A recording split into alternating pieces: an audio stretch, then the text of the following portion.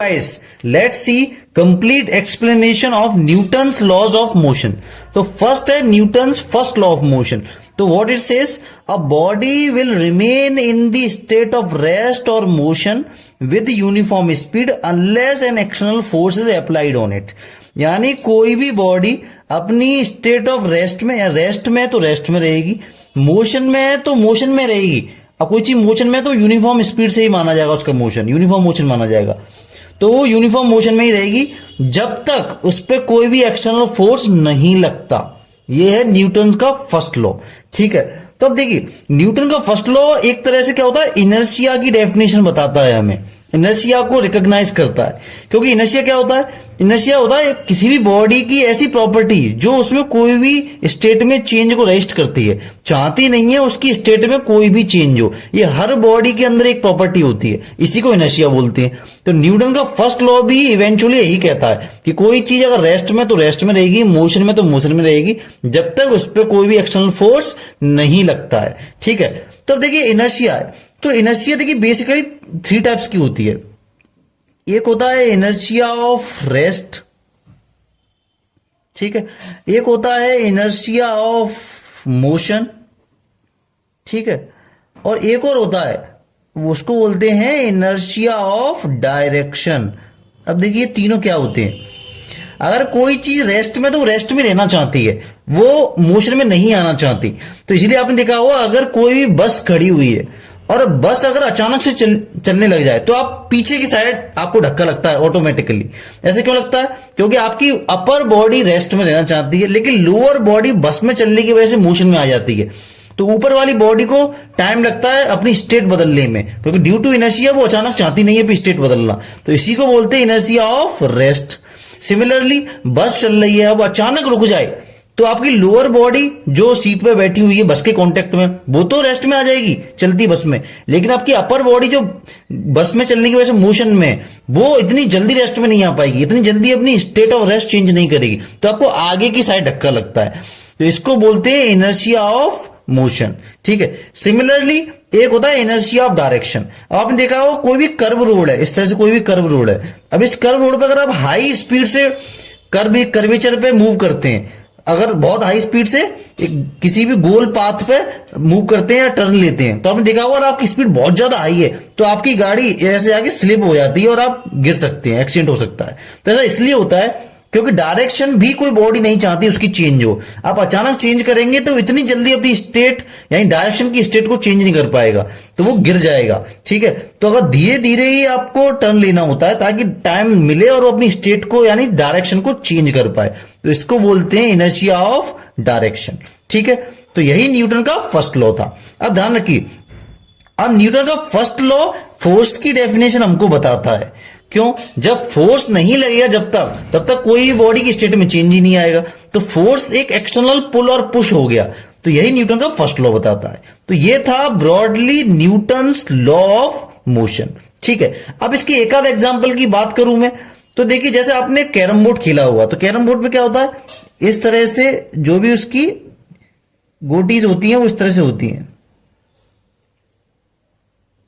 ठीक है, अब क्या होता है, अगर आपने इसकी ये देखिए अभी एक रेस्ट में, ये सारी किसमें, रेस्ट में. ठीक है, अभी ये सारे पीसेस हैं कैरम बोर्ड के. ठीक है, अगर आपने स्ट्राइकर है आपके पास, अगर आपने स्ट्राइकर से अचानक इसको तेज मारा तो आपने देखा हुआ ये एक जो पीस होता है ये निकल जाता है इससे बाहर, लेकिन बच्चे को एज इट इज उसी पोजीशन पे रहते हैं. तो ऐसा क्यों होता है, तो due to inertia of rest होता है. ये सारे रेस्ट में ही रहना चाहते हैं, लेकिन जो एक नीचे वाला है ये मोशन में आ जाता है बहुत जल्दी, क्योंकि इस पर डायरेक्ट इंपैक्ट होता है फोर्स का. लेकिन ये इनर्शिया की वजह से, इनर्शिया ऑफ रेस्ट की वजह से रेस्ट के रेस्ट में ही रहते हैं, और जब तक वो स्ट्राइकर निकल जाता है तो इसकी स्टेट चेंज ही नहीं हो पाती. तो ये इनर्शिया ऑफ रेस्ट का एक एग्जाम्पल है. इसी तरह से मैंने आपको बस का एग्जाम्पल दी. ओके, तो now let's see Newton's second law of motion. तो देखिए Newton second law of motion कहता है the rate of change of momentum of a body is directly proportional to applied force. किसी भी body के momentum में जितना चेंज आएगा, जिस रेट से चेंज होगा, रेट कहीं भी रेट लिखा होता है तो उसका मतलब होता है उसमें टाइम का डिवाइड होगा, टाइम के रेस्पेक्ट में नापा जाएगा, मेजर किया जाएगा. तो rate of change of momentum, जितना मोमेंटम जिस रेट से चेंज होगा उतना ही हमने उस बॉडी पर फोर्स लगाया होगा। ये है न्यूटन का सेकंड लॉ। ठीक है, तो देखिए फोर्स का जो फॉर्मूला होता है वो इसी से ड्राइव होता है। एग्जांपल के लिए मान लीजिए मेरे पास इस तरह से कोई भी गाड़ी है एक, ठीक है, ये गाड़ी इनिशियली रेस्ट में भी हो सकती है, बट मैं एक जनरलाइज फॉर्मूला ड्राइव कर रहा हूं, तो मान लीजिए इसकी इनिशियल वेलोसिटी कितनी है, u।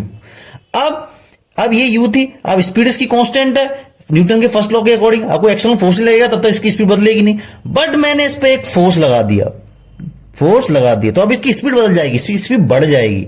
अब मान लीजिए उसकी फाइनल स्पीड हुई वो कितनी हो गई, v हो गई, कितनी हो गई, v हो गई। ठीक है, फाइनल स्पीड कितनी हो गई, v हो गई।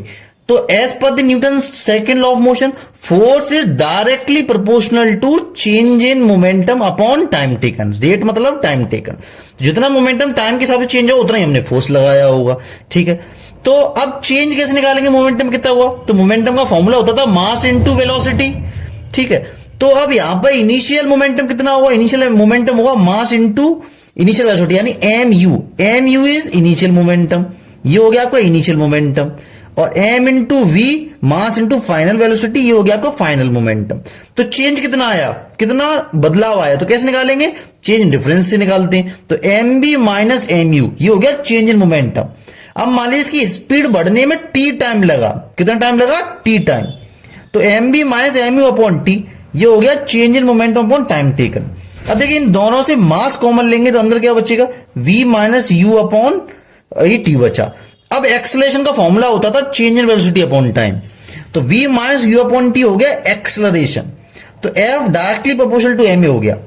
तो आप प्रोपोर्शनलिटी का साइन हटाएंगे तो एक कांस्टेंट आएगा, तो k यहाँ पे प्रोपोर्शनलिटी कांस्टेंट है, बट इसकी वैल्यू हमेशा 1 होती है इस केस में। तो F equals to M A, ये फॉर्मूला ड्राइव हो गया। फोर्स का फॉर्मूला मास इनटू एक्सेलरेशन, देखिए यहां से आता है, ये न्यूटन के सेकेंड लॉ ऑफ मोशन से डेरिवेशन इसका होता है। अब देखिए Newton second law of motion के दो एग्जांपल्स देखते हैं। तो पहला है कैचिंग अ क्रिकेट बॉल। तो आप क्रिकेट बॉल को आप कैच करते हैं तो देखा हो आपने, जब कैच करते हैं तो जो प्लेयर होता है वो बॉल को लेके पीछे की साइड अपने हाथों को कर देता है। अगर वो स्टैटिक पोजीशन में रखेगा तो बॉल तेज आई तो उसके हाथों में इंजरीज के चांसेस रहते हैं। तो ऐसा क्यों होता है कि वो बॉल कैच करने के बाद थोड़ा हाथ को पीछे ले जाता है, वो देखिए इसलिए ले जाता है क्योंकि फोर्स का फॉर्मूला क्या है, अभी मैंने बताया M V minus M U upon T. ठीक है, तो बॉल की कुछ इनिशियल वेलोसिटी होगी, अब काफी ज्यादा भी हो सकती है वो, तो एम यू तो कुछ ना कुछ होगा बॉल के पास, ज्यादा भी हो सकता है, लेकिन बॉल को जब हमारे हाथ में आएगी तो रुक जाएगी, तो उसकी फाइनल वेलोसिटी कितनी हो जाएगी, 0। तो v कितना हो जाएगा, 0। तो जब v 0 हो जाएगा तो m into V, zero multiply करेंगे तो ये भी कितना हो जाएगा, ये भी कितना हो जाएगा, 0। अब हमको इवेंचुअली रोकनी बॉल है, बॉल का मोमेंटम 0 करना है फाइनल मोमेंटम, बट अगर इसमें टाइम कम लगा, यानी हल्की हाल आपने बॉल आई और आपने हाथ पीछे नहीं किया, रोकने की कोशिश की, तो कम टाइम लगेगा, तो कम चीज का डिवाइड हुआ तो वैल्यू ज्यादा आती है। ठीक है, तो फोर्स अपने हाथों में ज्यादा लगेगा तो इंजरीज के चांसेस होते हैं, बट अगर आपने हाथ को पीछे किया तो टाइम बढ़ जाएगा। अगर जब टाइम बढ़ जाएगा तो जो फोर्स होगा वो ऑटोमेटिकली क्या हो जाएगा, कम हो जाएगा, तो अपने हाथों पे इंजरीज के चांसेस कम हो जाएंगे। ठीक है, सिमिलरली एक और एग्जांपल होता है high jumper lands on sand.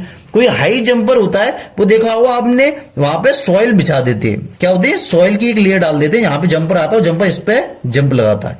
तो इसको जो सॉलिड करके रिजिड करके पक्का क्यों नहीं बना देते, ये सॉइल क्यों डालते हैं, सैंड क्यों डालते हैं, सैंड इसलिए डालते हैं कि वो सैंड कंप्रेस हो सकती है, ठोस नहीं होती, रिजिड नहीं होती, तो जंपर जब गिरेगा तो उसका फाइनल मोमेंटम भी 0 हो जाएगा, initial momentum m into you था, फाइनल m भी हो जाएगा, तो ये इवेंचुअली जब गिरेगा तो हो तो 0 ही जाएगा, उसका फाइनल मोमेंटम रेस्ट में आ जाएगा।